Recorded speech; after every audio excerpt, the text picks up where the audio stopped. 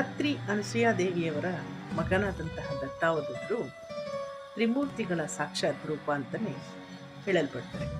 ಬ್ರಹ್ಮ, ವಿಷ್ಣು, ಮಹೇಶ್ವರರು ಸಾಕ್ಷಾತ್ ಅನಸೂಯಾದೇವಿಯಮ್ಮನವರ ಪಾತಿವ್ರತ್ಯವನ್ನು ಪರೀಕ್ಷೆ ಮಾಡಲು ಬಂದಂತಹ ಸಂದರ್ಭದಲ್ಲಿ ಅವರು ತ್ರಿಮೂರ್ತಿಗಳೇ ಎಂದನ್ನು ಅರಿತ ಆ ಮಾತಾಯಿ ಅವರನ್ನು ಶಿಶುಗಳನ್ನಾಗಿಸಿ ಅವರ ಕೋರಿಕೆಯಂತೆಯೇ ನಿರ್ವಾಣದಲ್ಲಿ ಮೊಲೆಯನ್ನು ಕೊಡ್ತವೆ. ಇದನ್ನು ಮನಗಂಡಂತಹ ಅವರ ಪತ್ನಿಯ ತ್ರಿಮೂರ್ತಿಗಳ ಪತ್ನಿಯರು ಅಲ್ಲಿಗೆ ಧಾವಿಸಿದಾಗ ತಮ್ಮ ಪತಿಯರು ಮಕ್ಕಳಾಗಿರುವುದನ್ನು ಕಂಡು ಗಲಿಬಿಲಿಯಾಗ್ತಾರೆ. ಅವಳ ಪಾತಿವೃತ್ಯವನ್ನು, ಆ ತಾಯಿಯ ಪಾತಿವೃತ್ಯವನ್ನು ಮೆಚ್ಚಿಕೊಳ್ತಾರೆ.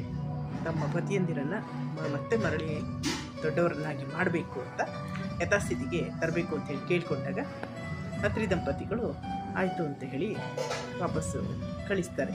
ಆ ಕಳಿಸುವಾಗ ಒಂದು ಕೋರಿಕೆಯನ್ನು ಇಡ್ತಾರೆ, ನೀವು ನನ್ನ ಮಕ್ಕಳಾಗಿ ನನ್ನ ಜೊತೆಗೆ ಇರಬೇಕು ಅಂತ. ತಾಯಿಯ ಕೋರಿಕೆಯನ್ನು ಮಕ್ಕಳು ಪಾಲಿಸೋದು ಧರ್ಮ ಅಲ್ವಾ? ಬ್ರಹ್ಮ, ವಿಷ್ಣು, ಮಹೇಶ್ವರ ತ್ರಿಮೂರ್ತಿಯರು ಅಲ್ಲೇ ಉಳ್ಕೊಳ್ತಾರೆ.